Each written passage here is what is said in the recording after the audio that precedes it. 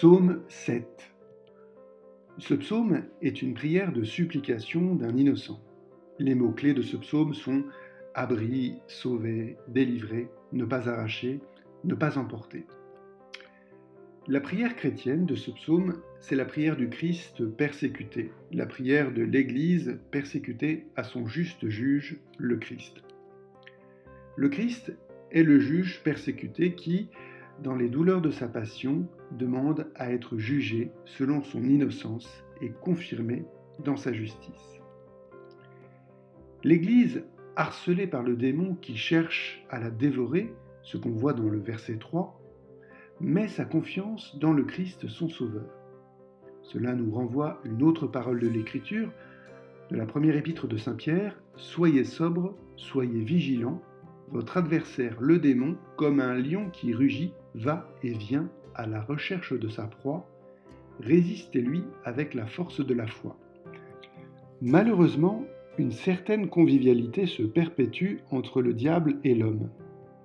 Dans la vie de saint Benoît, écrite par saint Grégoire le Grand, un compagnon très aimable rejoint le frère du moine, Valentinien, sur la route. Il l'appelle « mon frère » et par 3 fois le presse d'accepter un déjeuner sur l'herbe, alors qu'il s'est promis de jeûner. Aux 2 premières tentatives, le frère du moine résiste. La 3e fois, tout s'en mêle. Le site agréable, une source fraîche, la faim, la soif, la fatigue. L'homme cède.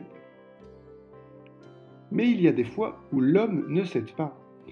Et le psaume 7 nous dit qu'il n'y a rien de plus injuste que d'être accusé pour des actes que l'on n'a pas commis. Lorsque cela nous arrive, nous sommes prêts à prendre la terre entière à témoin pour prouver notre innocence.